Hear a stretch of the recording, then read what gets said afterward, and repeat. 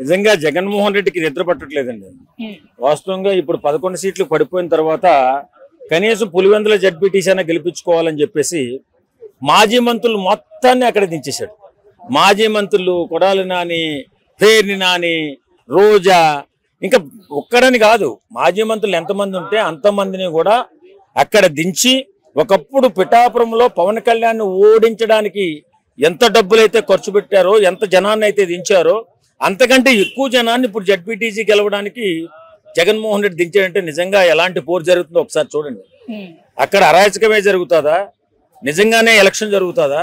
ఇంత భయంకరంగా జగన్మోహన్ రెడ్డి ప్రభుత్వంలో లేనప్పుడు కూడా అక్కడ ఉన్న జనాల్ని భయభ్రాంతులకు గురి చేసి ఇలాంటి పన్నాగం పన్నుతాడంటే నిజంగా జగన్మోహన్ రెడ్డికి ఎలాంటి ఎథిక్స్ లేవు వాస్తవంగా. ఎందుకంత భయం? ఒక జడ్పీటీసీ కదా అంటే ఈ జడ్పీటీసీ కూడా పోతే అంత పూర్తిగా పరువు పోతుంది కాబట్టి ఎలాగైనా గెలవాలని చెప్పి ప్రయత్నం చేస్తున్నాడు. పిఠాపురమున ఏం జరిగిందో జనసేన అధ్యక్షుడు పవన్ కళ్యాణ్ గారు ఎలా గెలిచాడో అలాగే ఆ జడ్పీటీసీ బీటెక్ రవి గారు వాళ్ళ మిస్సెస్ గారు ఖచ్చితంగా గెలుస్తారు. చెంపదెబ్బలాగా జగన్మోహన్ రెడ్డికి తగలబోతుంది. అంటే ఇప్పుడు ఎవరు గెలిచే అవకాశం ఉంది? ముఖ్యంగా ఇక్కడ వైఎస్ఆర్సీపీ నుంచి ఇంతమందిని దింపి అక్కడ ప్రచారాలు చేయించడం జరుగుతుంది, ఎన్నికలు జరగబోతున్నాయి. కానీ ఇటువైపు బీటెక్ రవి నుంచి పెద్దగా ప్రచారాలు లేవు, అధికారంలో ఉన్న టీడీపీ కూడా పెద్దగా దాని మీద అంత శ్రద్ధ చూపించట్లేదు. మరి కానీ చాలా మంది టీడీపీ గెలుస్తుంది అంటారు, ఎక్కువ మంది అయితే జగన్మోహన్ రెడ్డి గెలుస్తాడు అనేటట్టు మాట్లాడుతారు. మీరేం చెప్తారు దానికి? అక్కడ వాళ్ళు మోకరించిన తీరు కానీ ఒక్క కోటు 5,000 చొప్పున కొంటున్నారు అని చెప్పి తెలుస్తుంది. వెళ్ళే హోటల్లో ఉన్న కూడా సక్రమంగా వెళ్ళనివ్వకుండా ఇంటి దగ్గరే నైట్ కొనేసి 5,000 అంటే ఓటు.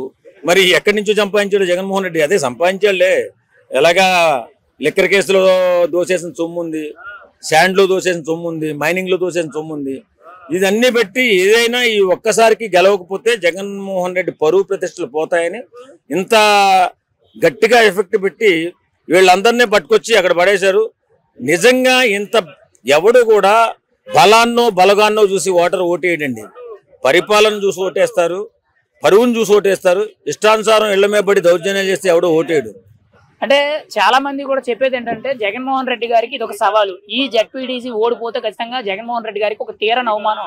గతంలో కుప్పంలో చంద్రబాబు నాయుడు గారికి సంబంధించి ఆయన ఎమ్మెల్యేగా ఉన్న నియోజకవర్గంలో కుప్పం మున్సిపాలిటీ పోవడంతో చంద్రబాబు నాయుడిని ఏదైతే అవమానించారో ఇప్పుడు అంతకంటే దారుణమైన పరిస్థితులు వస్తాయని చెప్పి ఇంకొక వివరణ వినబడుతుంది. మీరేం చెప్తారు దానికి? నిజమే. మరి అది నిజంగా జగన్మోహన్ రెడ్డి ఈ జడ్పీటీసీని పోగొట్టుకున్నాడంటే అతను తీవ్రమైనటువంటి అవమానంతో బాధపడవలసిన పని ఉంది. తర్వాత ఫ్యూచర్లో వైఎస్ఆర్సీపీ పార్టీ పూర్తిగా జడ్పీటీసీ ఎలాంటి ప్రభావం చూపకపోతే కనుమరుగయ్యే అవకాశం కూడా ఉంది. కాబట్టి ఇంతమంది మంత్రుల్ని, మాజీ మంత్రుల్ని, ఇంతమంది గూండాల్ని, రౌడీల్ని పంపి అక్కడ ఇష్టానుసారం డబ్బులు పంచుతూ ఎలాగైనా సరే ఈ ఒక్క స్థానాన్ని, ఈ 2 స్థానాలని గెలుచుకోవాలని చెప్పి గట్టి ప్రయత్నం చేస్తున్నాడు. ఆయన మాత్రం ఆ ప్రయత్నం విఫలమవుతుంది. అంటే చంద్రబాబు నాయుడు ప్రజాస్వామ్యాన్ని కూని చేస్తున్నాడు, ప్రజాస్వామ్యాన్ని పాతరేస్తున్నాడు. ఒక్క జడ్పీటీసీ స్థానం కోసం మా మీద దాడి చేస్తున్నాడు, పోలీసులు కూడా మా కార్యకర్తల మీద, నాయకుల మీద దాడి చేస్తున్నారని చెప్పి జగన్మోహన్ రెడ్డి గారు చెప్పడం జరిగింది. మీరేమంటారు? అదంతా అబద్ధం అండి. ఎందుకంటే పోలీసులు పెట్టడం సక్రమంగా ఎలక్షన్ జరగడం కోసం. రౌడీల్ని వాళ్ళని దింపితే అక్రమ మార్గంలో గెలవాలని ప్రయత్నం చేస్తున్నట్టు కానీ పోలీసులు పెడితే అక్రమ మార్గంలో ఎలా గెలుస్తారు?